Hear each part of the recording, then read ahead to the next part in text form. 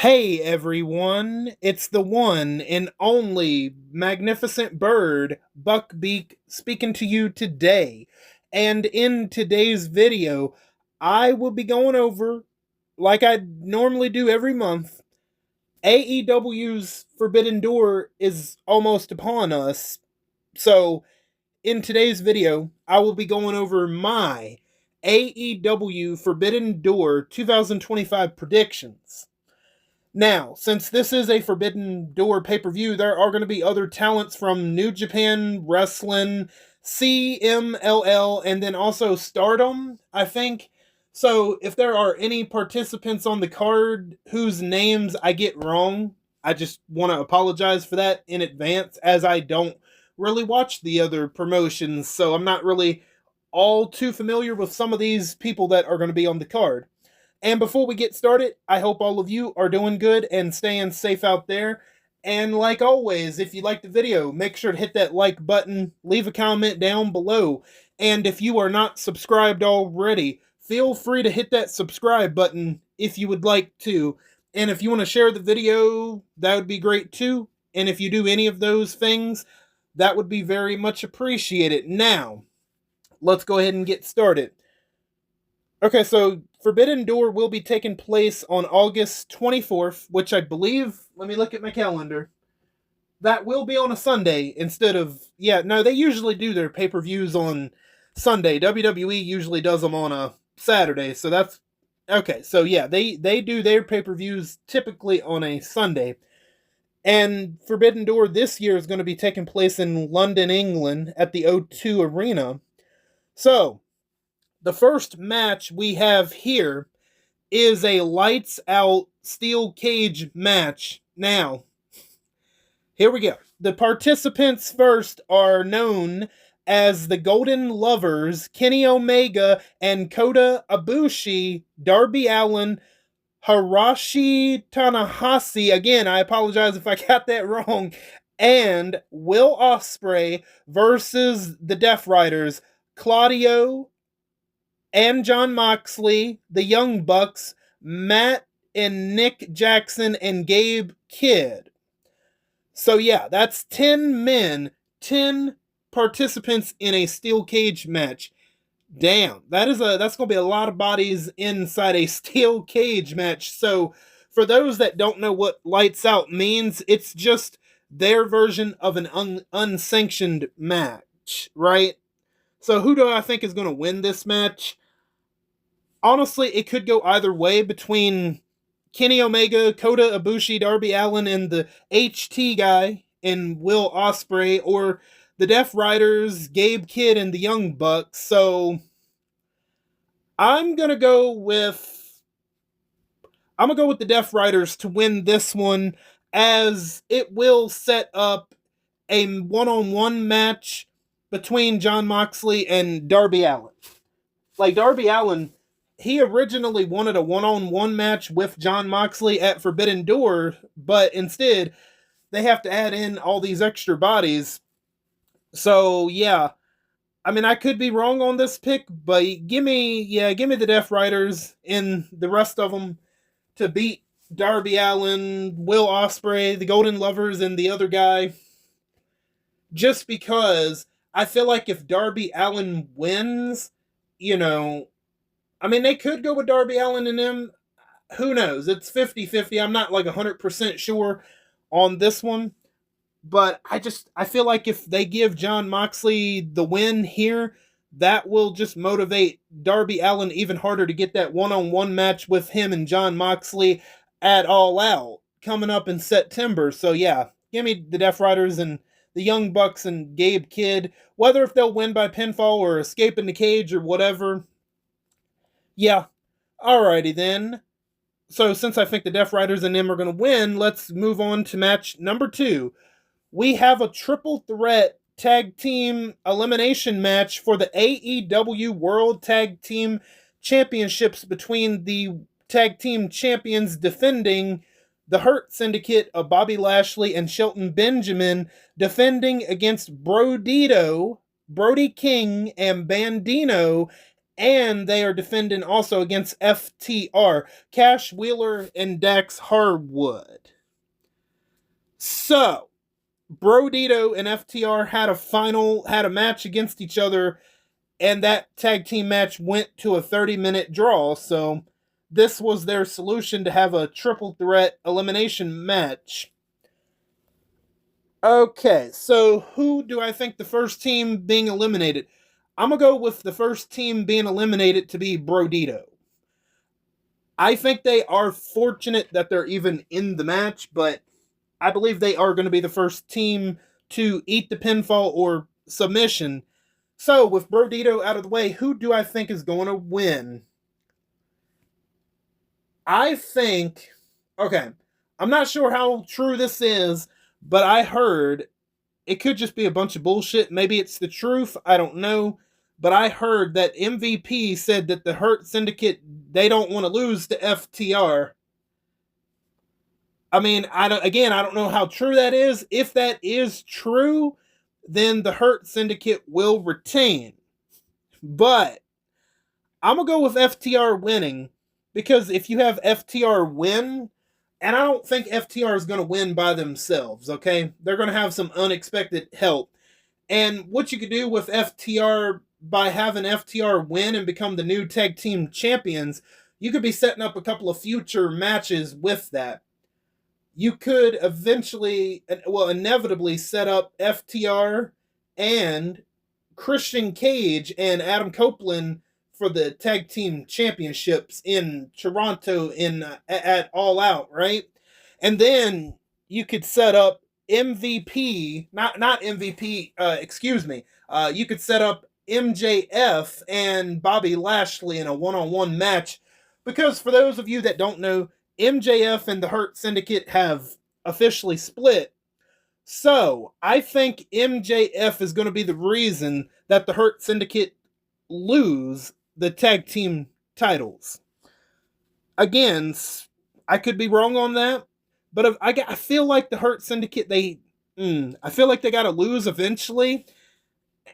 And I feel like FTR would be the team to do that with some unexpected help from MJF. So, give me FTR to win the AEW World Tag Team Championships, and then that would set up a future match between Edge, aka Adam Copeland, and Christian Cage for the tag titles at All Out. Alright, next up, we have a singles match for the AEW Unified Championship between the Unified Champion Okada defending against Swerve Strickland. I'll admit, I didn't see this match coming. So, look, will this be a pretty good match? Yeah, I think this is going to be a pretty good match.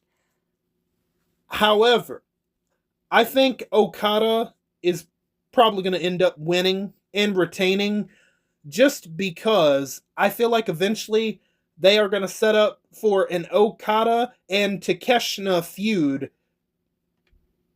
You know, because both Okada and Takeshita are a part of the Don Callis family. And I feel like that might eventually that will make Takeshita turn face and potentially take that unified championship off of Okada. And as much as I like Swerve Strickland, I don't know why they set this match up, because this is a lose-lose situation for Swerve Strickland. I feel like some fuckery is going to happen and he'll lose I don't know if he'll lose clean. I don't know. There might be some type of interference. I got that feeling, but I guess we'll see. So yeah, give me Okada to win and retain the Unified Championship. Next up, we have a singles match for the AEW Women's World Championship.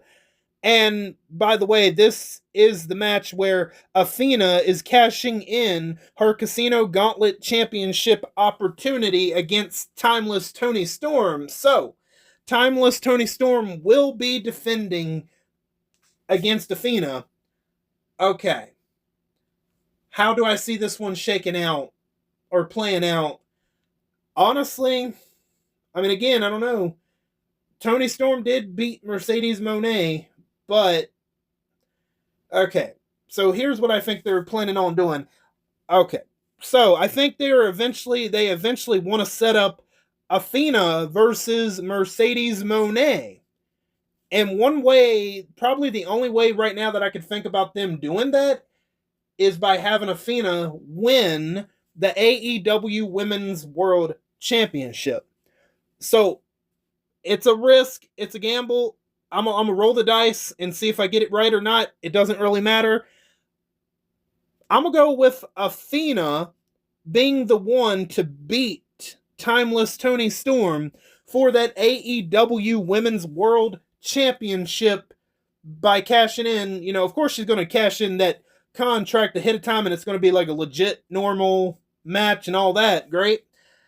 I feel like Tony Khan wants to do Athena and Mercedes Monet for that Women's World Championship, and that would be Mercedes Monet's way back into that Women's World Championship picture by having Athena beat Toni Storm.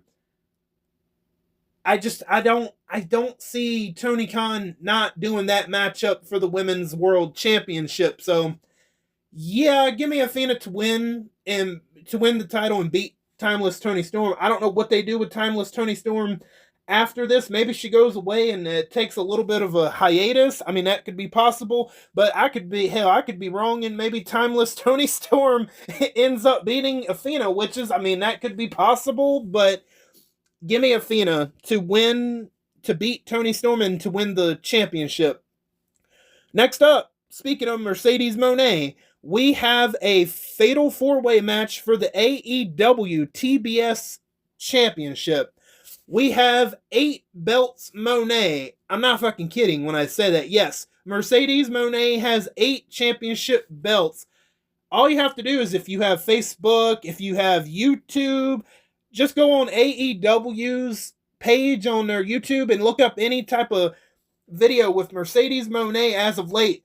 I'm not kidding. She's got a belt here. She's got a belt there. She's got like two different belts on one arm, 2 different belts on the other arm. She's wearing one fucking belt, and then she's got belts all around her damn waist. I mean, it's crazy. But anyway, the TBS champion Mercedes Monet will be defending against AEW's Alex Windsor and CMLL's Poseidon Zone and Stardom's Borzilla. Okay, I've never heard of the last 2 at all. So, who do I think is going to win this match? Okay, so like I said, I think Athena will be beating Timeless Toni Storm. Thus, she would be winning the AEW Women's World Championship. And I see Tony Khan, like, you know what? Since Athena has beaten Toni Storm, Athena beat Toni Storm for the Women's World Championship. At the first available opportunity, I want to make Athena versus Mercedes Monet for the Women's Championship. But I don't think Mercedes Monet is going to be the TBS champion when that match happens. So, I think Alex Windsor is going to win the TBS championship. And not necessarily pinning Mercedes Monet. I think she's either going to be pinning... Again, I apologize if I get these 2 names wrong. I think Alex Windsor is going to be pinning Poseidon Zone or Bozilla to win the TBS championship. That would be one way to get the TBS championship off of Mercedes Monet, but you're still saving Mercedes Monet from eating the pinfall, which, okay, she just lost last month to Timeless Toni Storm, and she actually ate the pinfall, so that would be her way of, like, losing the championship without actually technically losing again. So I could be absolutely dead wrong on that, and Mercedes Monet ends up retaining like normal. But I think if they want to do Athena and Mercedes Monet, I think Mercedes Monet needs to at least drop a title. She needs to go ahead and drop that TBS championship and let somebody else have an opportunity with that TBS championship. So unless I'm wrong, give me Alex Windsor who is the wife of Will Ospreay, by the way. And you know what? Will Ospreay, you got you a fine looking woman. I gotta say that. So, well done, mate. But anyway, that's besides the point. Give me Alex Windsor to win the TBS championship. All right, next up, we have a singles match for the AEW TNT championship. And we have the TNT champion Kyle Fletcher defending against Hayamaru to Keshni. I don't know if I'm saying that right. I've never heard of the guy. So, I don't know what to expect from this TH guy. We know Kyle Fletcher's pretty good. And Dustin Rhodes, he did win the TNT championship, but however, a couple weeks back, Kyle Fletcher and Dustin Rhodes had a Chicago street fight for the TNT championship. And yeah, that was a pretty gory match there, because like you had a couple spots where thumbtacks were involved in places where they shouldn't have been, but anywho, Kyle Fletcher obviously beat Dustin Rhodes to win the championship. So, I'm going to just make this simple, easy peasy. Give me Kyle Fletcher to win and retain the TNT championship, as there's really not a reason to take the TNT championship off of Kyle Fletcher yet. So yeah, give me Kyle Fletcher to win and retain. Next up, we have a singles match for the IWGP World Heavyweight Championship. And we have the IWGP World Champion Zack Sabre Jr., and he will be defending against commentator of AEW Collision, Nigel McGuinness, with Daniel Garcia. Okay. So I'm sure this match, I'm sure it'll be good. Because I remember Nigel McGuinness, he won a Fatal 4-Way match to get this opportunity. And it's going to be, I think it'll be a nice opportunity. It'll be a nice chance for Nigel McGuinness to showcase what skills he does have. Even though he is a commentator, he's definitely one of the best wrestlers turned, like, I wouldn't say wrestler, but as far as him being a commentator who wrestles, like, as of right now, I can't think of any other commentator that wrestles from time to time. So, unless we're talking WWE, but I think, what's his name? The guy who used to be the kicker for the Indianapolis Colts. Oh, God, I can't think of his name. Pat McAfee, that's who I was trying to think of, yeah. But Pat McAfee, he's off doing his own thing away from WWE right now, I think. So, who do I think is going to win this match? Would it be kind of weird for Nigel McGuinness to win the match and to have that IWGP World Heavyweight Championship with him on commentary? I just don't think Nigel McGuinness is going to win, because he wouldn't. When would he defend it? That's the thing. So give me Zack Sabre Jr. to win and retain, and probably what's going to probably be possibly a match of the night candidate. I mean, yeah, give me Zack Sabre Jr. to retain. Okay, next up, we have a singles match for the AEW World Championship. The championship, this was added tonight, by the way, this latest stipulation. The championship can change hands via countout or disqualification, and another stipulation was added. MJF does not have to cash in his contract in order to get this world championship. So, if MJF inevitably, if he loses, MJF still has that fucking contract. Because Adam Page, excuse me, Adam Page goaded MJF into saying that, yeah, I'm going to sign my contract at Forbidden Door, but there was a situation tonight where MJF had Ricochet and the Gates of Agony kidnap Mark Briscoe, and MJF, he poured gasoline on Mark Briscoe, and he threatened to set Mark Briscoe on fire unless Adam Page met his 3 demands. So, yeah. So, if the world champion Hangman Adam Page gets disqualified or counted out, MJF will win the title. And then if MJF is to lose, he'll still have that contract. So yeah, we got Hangman Adam Page defending against Maxwell Jacob Friedman, MJF. Okay, so who do I think is going to win?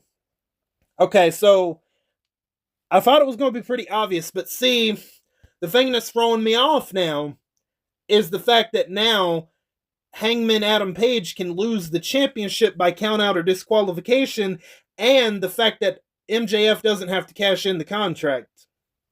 See, that's throwing me for a fucking loop right there. But I'm gonna go with my gut, despite the stipulations added there at the last second.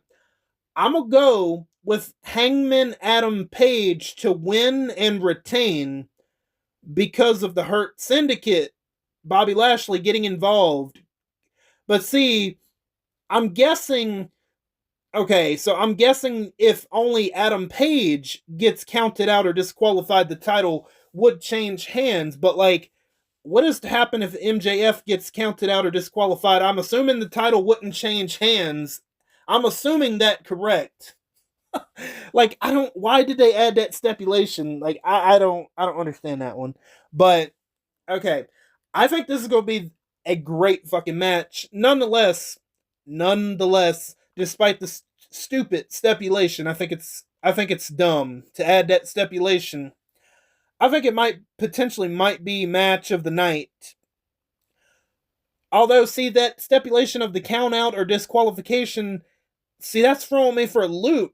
But like, say, what if MJF purposely gets himself disqualified and then he proceeds to beat down Adam Page further and then he cashes in the contract? I'm like, oh fuck.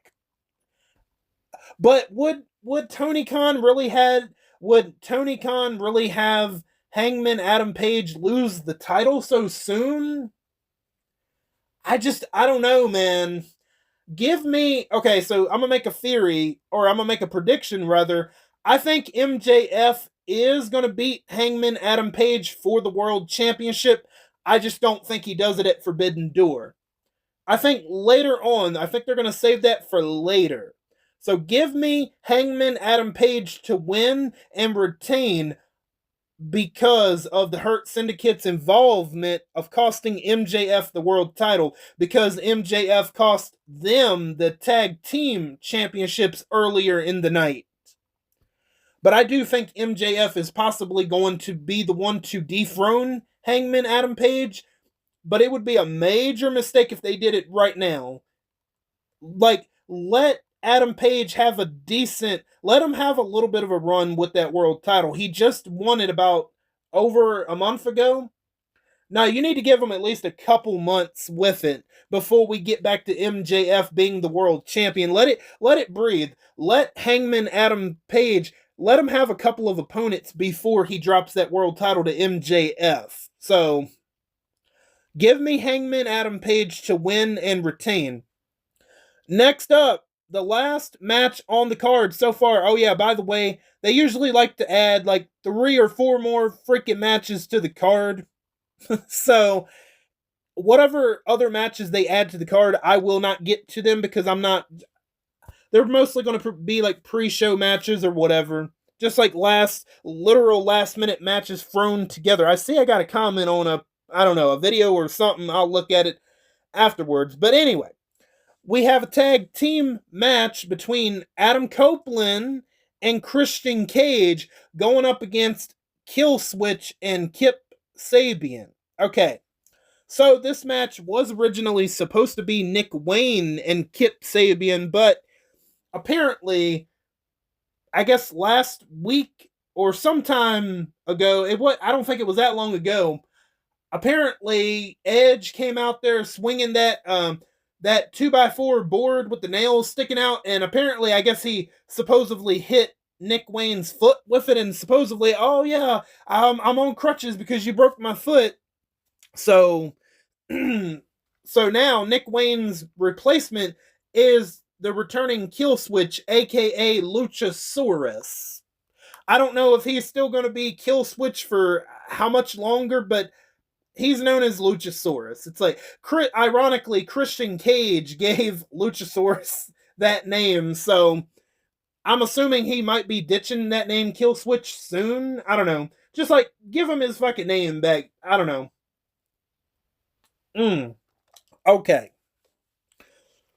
So Adam Page, Jesus Christ, not Adam Page. We just got done talking about him. Adam Copeland, rather, and Christian Cage had a segment where Tony Schiavone had both of them in the ring, and Christian Cage said, telling everybody, he was about to tell everybody to shut up in the ring, that I'm in the ring conducting business. But Edge cut him off and said, "You're really still doing that? Are you serious?" or whatever. He's like, I don't get that. People love us, so I'm not sure why you're still doing that. I guess it's because you're still an asshole, right? And I thought this was funny. Adam Page, damn it. You know what? I'm just gonna call him Edge because I'm gonna end up mixing him up again. My God. Okay, Edge, aka Adam Copeland. So Edge says something along the lines to Christian Cage. He's like, you know what? He's still my little asshole or something like that. And as soon as Edge said that, he kind of had a weird look on his face. He's like, oh, damn, maybe I shouldn't have said that, but it's too late now. So, yeah, so Edge and Christian Cage have officially reunited. So, who do I think is going to win this match? Give me Adam Copeland and Christian Cage to win this match. I think it would be a big fucking mistake if you have them lose their first tag team match in AEW.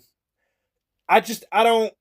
Yeah, it was supposed to be Nick Wayne originally, but now that Luchasaurus is in there, well, Kill Switch is in there. Yeah, I still got to go with Adam Copeland and Christian Cage. Tony Khan, he would be messing up big time if he had both of them lose so soon. I don't know, man. Do I see a scenario? Nah. Do I really see a scenario where Kip Sabian and Kill Switch win? I don't know, man. I can't buy into it. So give me Adam Copeland and Christian Cage to win and to put the patriarchy problem potentially behind them as they go after FTR and the tag team championship. So yeah, like I said, that's pretty much all my predictions. And like I said, yeah, there's only 9 matches right now, but Tony Khan loves to add like 3 or 4 more matches to make it like, what, 12, 13 matches total? And look, this is going to be kind of a controversial thing, but I feel like if you're paying for a pay-per-view, not everybody's going to agree, and that's fine. But I feel like if you're paying like what, $40, $50 for a pay-per-view, I feel like that pay-per-view absolutely needs to be loaded up with more than 10 matches. That's how I feel. I feel like in that way you are definitely getting your money's worth that way. But I can think of some people that would be like, they would only want to pay how much is a WWE pay-per-view? I don't even know. What, $40, $30? I'm not too sure. Like I said, I mean, I've kind of, ever since Brock Lesnar returned, I don't care what WWE is doing anymore.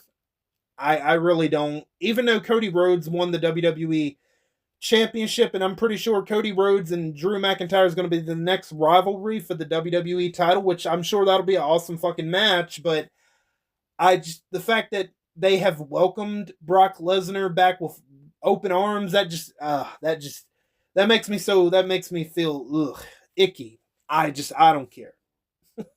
I really don't care. But I know some people out here would be like, oh, WWE is only going to have 4 matches on their pay-per-view. That's well worth $50 for 4 matches. I don't know about that.